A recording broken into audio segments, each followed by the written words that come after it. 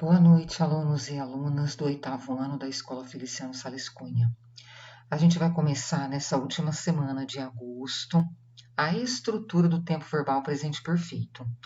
Então, nessa primeira semana, a nossa preocupação está voltada para a estrutura, como esse tempo verbal é montado, como ele é estruturado, como ele é formado.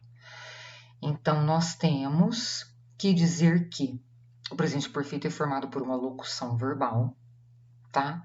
Como nós temos aqui, ó, presente perfeito, né? É um sujeito.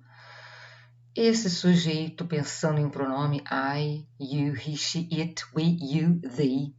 Depois aparece, dentro dessa locução verbal, aparece o verbo auxiliar, have ou has. I have, you have, he has, she has, it has. We have, you have, they have. E logo depois aparece o verbo principal na sua forma de past participle, de particípio passado. E depois aparecem os complementos. Então, como está dado nesse primeiro quadro aqui, affirmative form, I have tried sushi before. Eu provei, eu degustei, eu experimentei sushi antes. Sushi é aquele prato da comida da culinária japonesa, né? Que tem o peixe enrolado no arroz. Alga, às vezes, né? Legumes, enfim, existem as variações. Na negative form, I have not tried sushi before. Eu não experimentei sushi antes. Have not, haven't. I haven't tried. Esse tried é do verbo to try. Try pode ser tentar também, mas aqui é degustar, experimentar alguma coisa pelo paladar, né? Comida, portanto. Na pergunta a gente coloca o verbo auxiliar antes do sujeito sintático. Então fica have you tried sushi before? Você provou sushi antes? Então vejam que por esse primeiro quadro a gente tem de uma forma bem resumida, objetiva, a apresentação das 3 formas frasais básicas, né, com o presente perfeito. E aí na próxima semana de atividades, aí sim a gente vai olhar para o significado de uso do presente perfeito, significado de uso, para a gente tentar, inclusive, argumentar sobre a tradução para o português. Porque quando a gente considera o chamado present perfect, em alguns momentos, quando a gente traduz para o português, a tradução fica no presente, outras vezes fica no passado. Pode ser que seja possível também fazer uma tradução literal. Por exemplo, John has done everything lately. John tem feito tudo ultimamente. Então, John has done, tem feito. Então, a gente tem nesse caso uma tradução literal. Por conta dessa multiplicidade de traduções para o português, a gente traduz para presente, para passado, para presente, para passado, ou uma tradução literal, é que a gente tem que olhar com mais cuidado para essa questão do significado de uso do presente perfeito. E aí, então, depois o segundo quadro apresenta a questão aqui da redução da forma I have, I've, you have, you've. He has his, she has she's, it has its. We have with, you have you've, que repete, né? You pode ser você ou vocês. They have, they've. Toma cuidado com esse som final de consoante pura, que não pode ser silabada. Não é vi, não é v, é v. They've, you've. They've, you've, with. E aí depois aqui, nesse próximo quadro, aparecem alguns exemplos com ocorrências diferentes de particípio passado.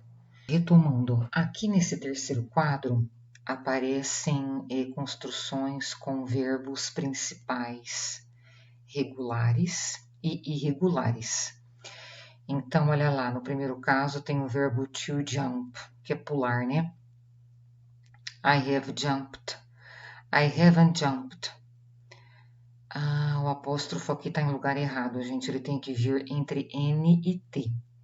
que é o I have not, mas depois aqui no documento, no arquivo mesmo que a gente digitou, aparece essa contração. Have not, haven't, has not, hasn't. Aí aparece certinho como que escreve, né? Essa forma contraída. I haven't jumped, have I jumped? Então aqui é interessante porque além de explicitar a construção afirmativa, negativa e interrogativa, também apresenta, né? Olha lá, verbo jump, que é um verbo regular. Então, particípio passado fica jumped. Depois, o verbo to eat, comer, eat, ate, eaten. A gente encontra na tabela de verbos irregulares, tá? Particípio passado fica eaten. Depois, o cooked.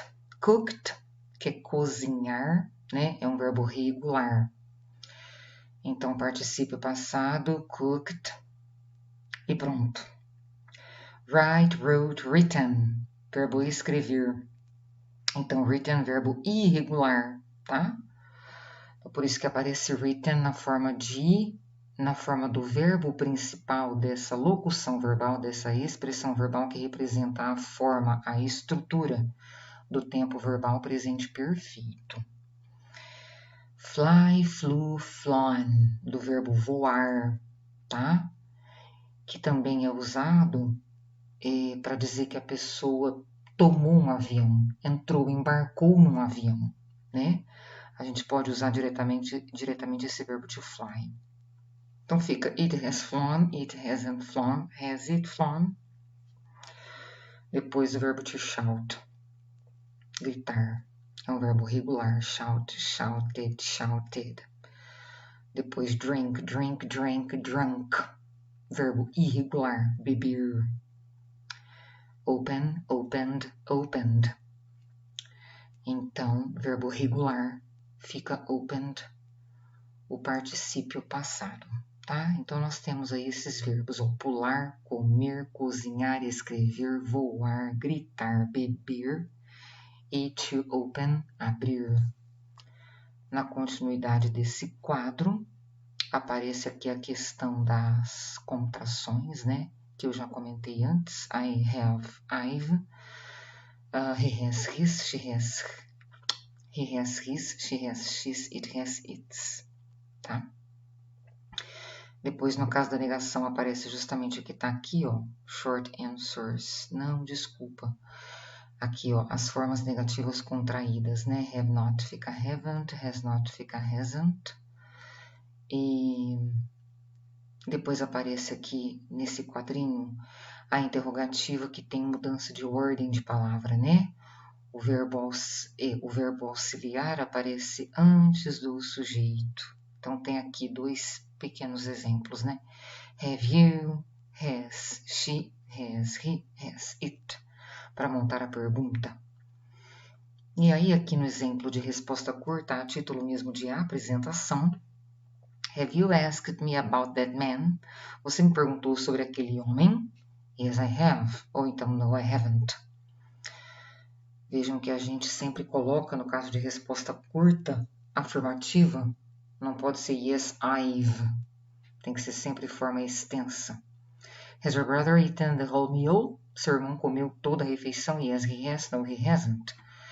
Então, aqui nós temos a apresentação de resposta curta e os exercícios vão focar especificamente a questão da estrutura mesmo, tá? Conforme dado aqui, exercícios 1 e 2. Gente, muito obrigada pela atenção. Até a próxima. Tchau, tchau.